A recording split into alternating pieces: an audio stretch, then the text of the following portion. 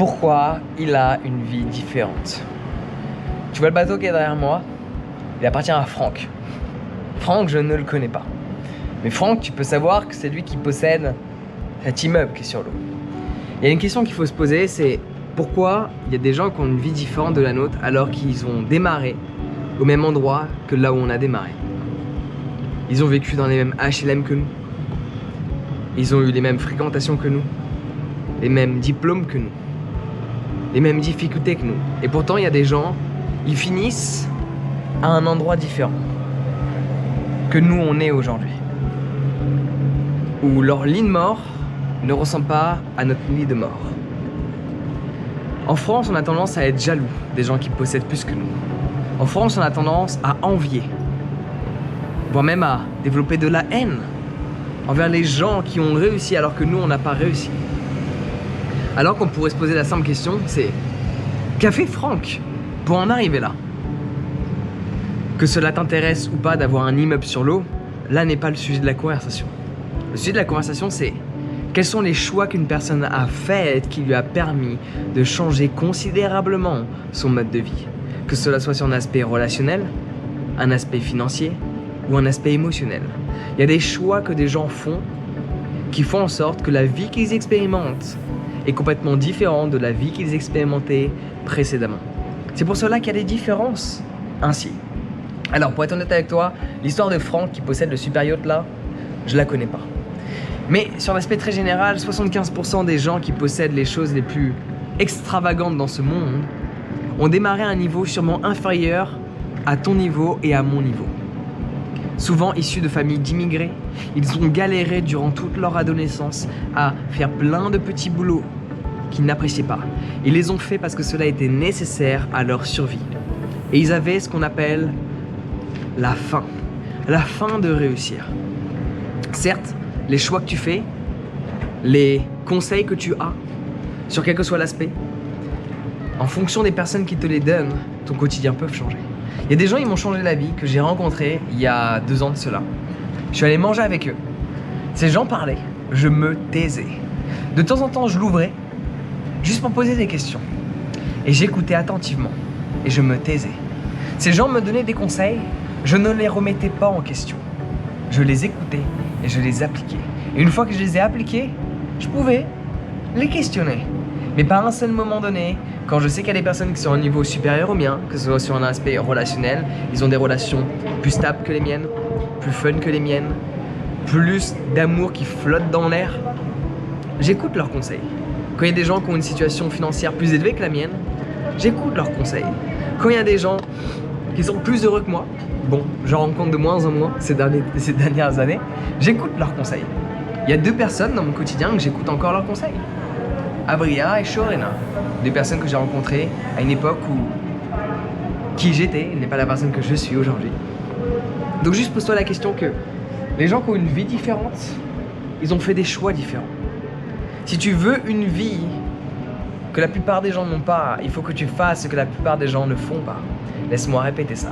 Si tu veux une vie que la plupart des gens n'ont pas, il faut que tu fasses ce que la plupart des gens ne font pas. Laisse-moi répéter ça encore une fois.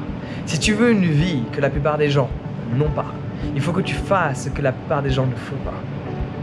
Personnellement, je suis libre de mes mouvements, libre de mes choix, libre de choisir les options qui se sont offertes à moi.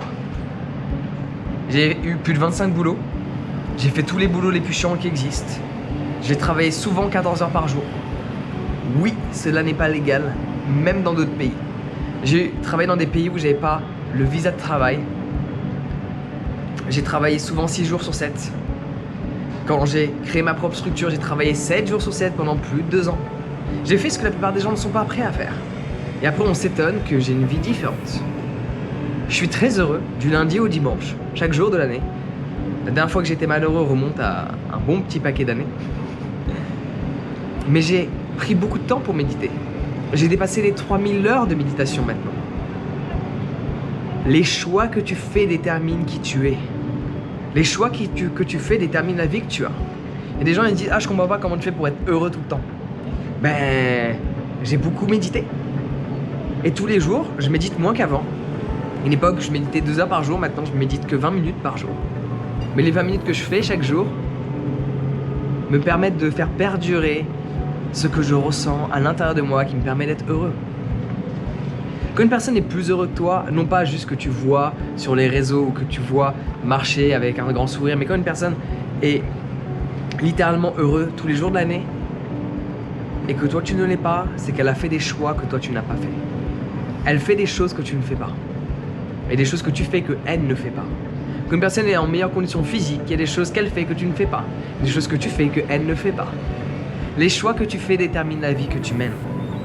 Être jaloux de ce que les gens ont, de ce que les gens sont, de ce que les gens possèdent ou de ce que les gens vivent ne va pas t'aider à obtenir la même vie ou une vie similaire. Si tu as envie d'avoir une vie différente, financièrement, apprends des gens qui sont à un niveau au-delà du tien.